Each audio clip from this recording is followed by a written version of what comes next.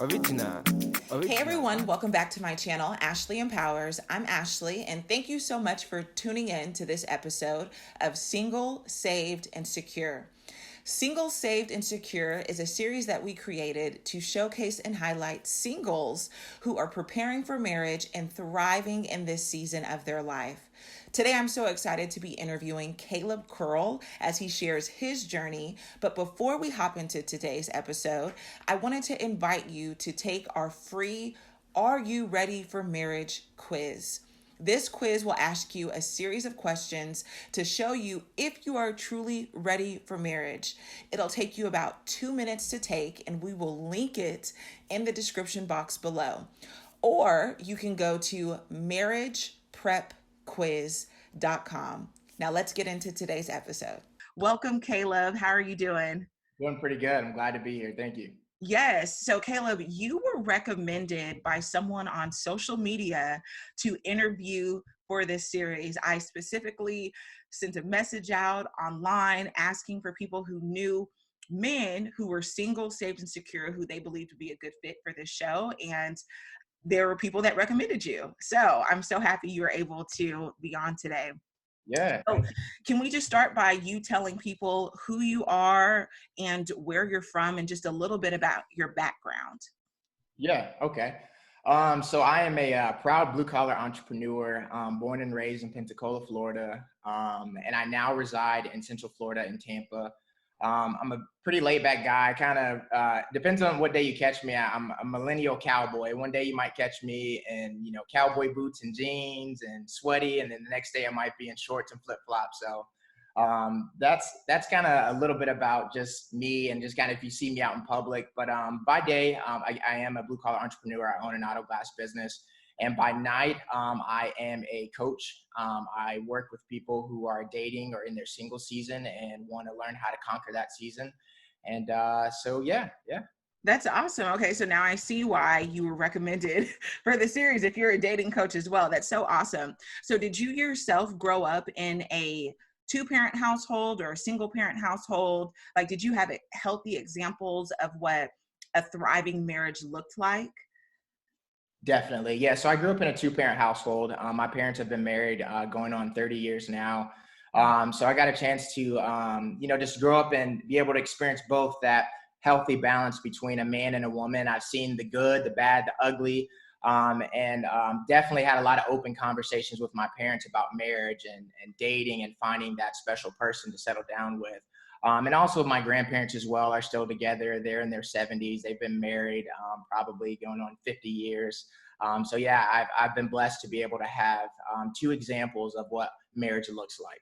Wow, that's incredible. That's really amazing. So what have you been doing intentionally to prepare for marriage? Um, Educating myself more. So like I just said, I was blessed to be able to have that example, to be able to have my mother and father in my life and witness their marriage.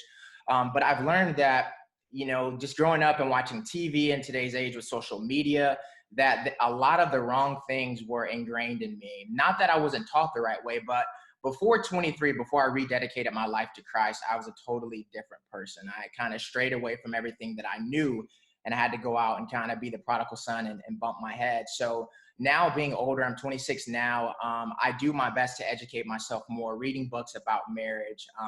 One of my homeboys just recently put me onto a book called, I actually have it right here. It's called Sacred Marriage by Gary Thomas. And so just preparing my mind for that, and also just getting everything out of my single season, living it to the max and enjoying this time because I know it won't last forever. So the biggest thing, just educating myself and just making sure every day that, I go before God and say, God, you prepare me in this season to be the best husband for the perfect wife that you have for me one day. That's amazing. So did you grow up in church, or I heard you say you rededicated your life at 23? Yeah. So I had a lot of church growing up. My dad was a pastor, so I grew up in Okay. church. I've been to church enough for this lifetime, but so I grew up in the church. I would say before 23, I was religious. I went to church because that's what I was taught to do. But at 23 is when I began to develop that relationship with God for myself. Not just that I know of him, but okay, no, I spend time with God every day. and I have a personal relationship with him. So that's the difference. But yeah, I got a whole lot of church, but for me, that doesn't represent my walk today. Yeah, absolutely. So, being that you did grow up in church, you've rededicated your life to Christ, what are you looking for in a future wife? Like, what are some of your non-negotiables? Does she have to be, did she have to grow up in church? Like, what are some of the things that you're looking for? No, not necessarily. I do want someone that we share the same spiritual background as far as like being a Christian. And I personally don't care if they go to church every Sunday. That is a plus. But someone who just has a genuine relationship with God for themselves and they're serious about it, not just like putting on a front like, oh, I believe in God, or just posting online like scriptures and stuff, but you live it in your day-to-day life. So that's a big thing for me. Someone who is family oriented, someone who wants to have kids one day, someone who is truly secure in themselves. They've really done the work in their single season to heal. They know what it is that they're looking for as well. I don't think we're ever 100%. We're always going to be a work in progress, but I do my best every day to strive to be a whole man. I have faced my demons from the past. I've faced my past mistakes. So somebody who's done the same thing. So when we come together, we can now conquer and go through life on the same beat versus you're still struggling with this. Let me help you here. Like, no, let's come together, have a solid foundation with Christ, and let's build and grow from there. That's amazing. And Caleb, I'm going to tell you right now that people are going to be in your DMs after watching this interview, because I know a lot of women who fit that description and they're probably like, sir, that is me. So just be prepared for some people being in your DMs. And just speaking of the possibility of people reaching out to you via DM, and we're in the social media generation. Like, are you open to people reaching out to you, or do you feel like, no, I have to be the one to find her and say something to her first? What's your take on that? I've had this question before, and I think with online, it's just different, So I'm okay if somebody kind of like reaches out to me. It give me an opportunity to see you.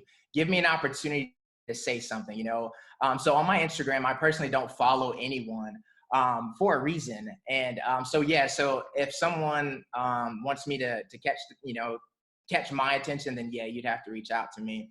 And then I have the choice to whether or not I want to pursue or open up in conversation. So I don't mind. I've had people ask me that multiple times, like, what's the difference between like online dating and meeting someone on like Instagram or Facebook, Yeah.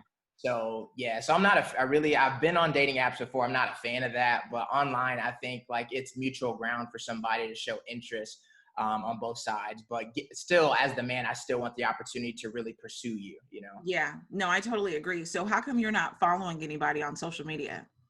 So I had Instagram right out of high school and all the way up till about till I turned right at 23, 24. And I just realized that I needed to unplug from everything and really just attach myself to God and focus on Him every day, focus on scaling and growing my business, discovering my purpose, just healing. And I think social media is a beautiful tool, but it's also a huge distraction. And it's also a place where I'm mindful of what I watch, because I know that'll be imprinted in my mind and my spirit. And so my old Instagram and the old me, I used to follow a lot of beautiful women who I know I would never marry, but the lust in me would definitely want to lay down with. And so I just realized, okay, this time me getting back on Instagram, I want it to be about purpose. I want to get on Instagram and be a light. I'm not trying to get on here and really have keep up with friends and family on here. Like, no, this is purpose-based. I get on here, post what I need to post, and get off.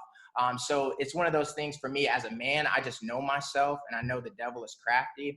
And so I'm mindful about following women and not getting caught up in just being on my explore page all day. Like, I'm just using it as a tool. I'm social with people who reach out to me from my YouTube page or just whoever follows me. I will DM back. I will engage in conversation, but I don't feel the need to follow and see what anybody else is doing day to day. No, I mean, I totally can relate to that. And I don't follow anybody but my husband and one of our brand pages. And some people will be like, who do you think you are, Beyonce? And I'm like, no, it's a distraction. And I love not having a feed. So I can totally relate to you on that. Thank you so much for sharing that. Yeah. So Do you find a woman who knows her worth and value attractive, or are you intimidated by that? No, that is so attractive. I love a woman who knows herself. I honestly, I've had this conversation with some of my friends, and we agreed. We're like, all right, we're all at that place where we've grown, we've matured, we, settled our relationship with God. Um, that whole player phase is in the past, and it's really beautiful when you run across a woman who is so focused on herself and her purpose and her relationship with God that she low key doesn't even pay you any attention. That really forces a man to really have to hunt and pursue her. In my past, when I've met a woman that I really like, they always kind of didn't really show me that much attention in the beginning. I really had to work to like gain access to them. They weren't just in quote unquote easy. So yeah, that's a non-negotiable. Like someone who is on that level, like they know what they want. They're not playing games, and in a healthy way, be able to check me as a man. Because if somebody's just overly submissive, then that gives me room, not to say that I would, but in a relationship to just kind of walk over you without you being able to step up and know your own worth within our relationship. Yeah, no, that's a really great point. So with that being said, I know that you said you're a blue collar entrepreneur.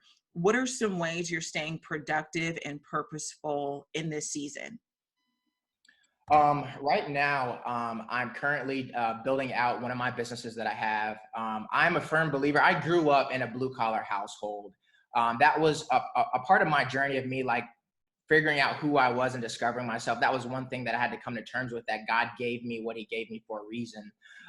And right now I'm in a place where I'm really trying to just build out this business. So when I do start a family, that I won't have to be tied up in it day to day. And it'd be something that I can pass on to my kids. And, throughout marriage, be able to start other businesses with my wife that aren't necessarily have to be blue collar based, but I want that to always be a foundation that I hold on to. So during the day, like that's what keeps me busy. I'm constantly thinking of different ideas. My end goal is just to continue to be a serial entrepreneur and open up different businesses over time. Yeah, I love that. So how long have you been doing it? So I started my first business when I was 19 out of college. I started off with a tree service. I got into commercial construction, doing remodels for Victoria's Secrets. My early 20s, I just bounced around and I tried a bunch of different businesses until I found what really fit the lifestyle that I want to live and afford me to be able to have the freedom to be able to, yeah, I'm passionate about this.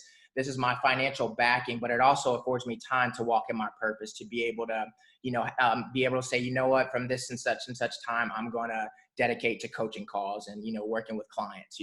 So it's been Yeah. a balance of like, okay, this is business, this is money, and this is purpose, and this is God. Yeah. No, like Caleb, you're super sharp. So did you did your how did you grow? How did you get this wisdom on being so knowledgeable and organized at 26? Like I have heard of men who didn't get their first bank account until 23, and you're starting whole businesses at 19. So was this just the way that you were brought up to be responsible, or how did you get to this point? It was the way that I was brought up, and also many mistakes. One thing that I often tell people when we talk about my upbringing and my story, my dad raised me to be a man from a little boy. So I remember in Pensacola, we had Hurricane Ivan that hit when I was maybe like 8 or 9 years old. And we woke up and trees and everything was just everywhere, right? And my dad was just like, son, we got to go help people. People are in need. People are trapped in their homes. And so we went out, and my dad just always treated me like a man. He handed me a chainsaw at 8 years old. He taught me how to use it.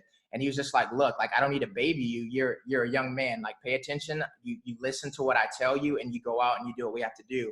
So at 8 years old, I got that experience. My dad didn't sit there and just hold my hand and baby me. And I think that's just the balance and the beauty of being blessed to come from a two-parent household. I had that healthy balance of that masculine and feminine energy. And so I definitely give credit to my parents for just my upbringing and not babying me. But also, I've made my fair share of mistakes. God has dealt with me in my past. Again, like I said, I had a prodigal son moment where I went against everything that I knew. And so bumping my head and hitting rock bottom just made me realize and value, like, no, this is not who you are. Get back to what God has called you to be and blessed you with, and walk in that. And so I think that's one of the reasons that I decided to become a coach and do certain things that I do is to set a good example for other men to follow, because I understand there are a lot of men out there that weren't blessed to come from a two-parent household, so they don't know. So I do my best to lead by example and be able to share knowledge with those God, puts in my path. So. Yeah, awesome. No, that's amazing. So do you ever feel insecure about being single? Like, do you feel lonely? I mean, it sounds like you're busy, you have a lot going on, but do you ever feel lonely? Um, yeah, honestly, I have those moments. I mean, like, I think that's just part of human nature. But it's just balancing it out, and just whenever those thoughts and those fears come up. One thing for me, I said that I'm not going to go back to is I tried out like online dating, and it's just not for me. Yeah. But I would have those moments where I'd be like, you know what, like, man, whatever, like the world has changed. Let me just try it, and out of loneliness go back to it, not because I truly feel like I'm going to find the one on there. So my intention was wrong.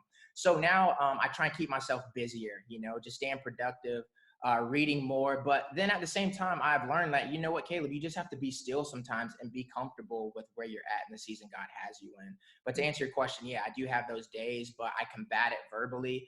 I just literally say out of my mouth, like, I rebuke this, like, I'm good, like, God has me in this single season for a reason. I'm blessed. I just talk. I have to speak Yeah. life over that situation because it'll bring you down. And I also have a dog, which has been a blessing. My dog lives with me now, and I think God definitely did that for a reason. Me getting a dog in my single season, because it's taught me a lot, and it helps me, while I'm in this place. That's amazing. So, what are some of the boundaries that you've put in place to avoid temptation? I know you said you stopped following people on social media. Is there anything else that you've put in place to help you? Yes. So I don't go to bars and clubs. That's not my cup of tea. I don't drink. I don't, if I do meet someone and we start to talk, I'm not inviting you over my house. We can meet in a public place. Just remembering my past, just a lot of self-reflection in my day-to-day just reminds me to not go back to who I used to be. And it reminds me to think about the cycle that I was in and what triggered me. So in my past, like, drinking and going out and partying, that brings out a different demon in me. It's not something that's of God. It brings a lustful spirit out of me. And so I'm like, that's not me. Let me stay in tune with my higher self. So those are kind of the things. Just being mindful of where I go, who I surround myself with. I really hang by myself. I don't hang around with a bunch of different guys. I have my couple close friends, my accountability partners, but I just try and stay busy and stay out of the way, and just when the Holy Spirit talks to me in situations, listen and not ignore it, and not just be like, like, whatever, like, that's just but no, whenever I have that gut instinct that says, like, nah, this person isn't for you, or the situation isn't for you, you need to walk away, I immediately listen. Wow, that's amazing. No, Caleb, seriously, I totally see why you were recommended for this interview. I really, really appreciate you just being so transparent and just sharing from your heart. So, as we wrap up, I always like to do a few rapid fire questions. So, I'm going to ask you a series of a few questions. They may catch you off guard, but let's go ahead and get into this. So, the first one is, who pays for the first date? Me. Okay. What is your dream job? um, I'm living it, just working for myself and walking in purpose. Awesome. Are you a morning or a night person? Both. I can force myself to wake up at 4 a.m. and I can also be a night owl. But as of lately, I'm a morning person. Okay. What's your favorite hobby? Fishing and just being outside, anything outside. I could walk outside and just put my feet in the grass and be happy. Okay. And the last one, what is one thing that annoys you the most?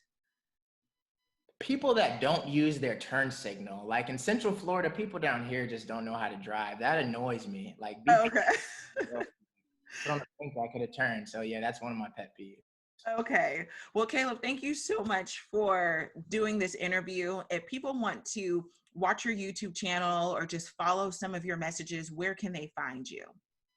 You can find me on YouTube and Instagram. My name is Caleb Curl. My YouTube is Caleb Curl. My Instagram is at Caleb Curl. Awesome. Well, thank you again, Caleb. I'm sure that people will be blessed by this interview, and I really appreciate your time. Thank you as well, Ashley. Be blessed, sis.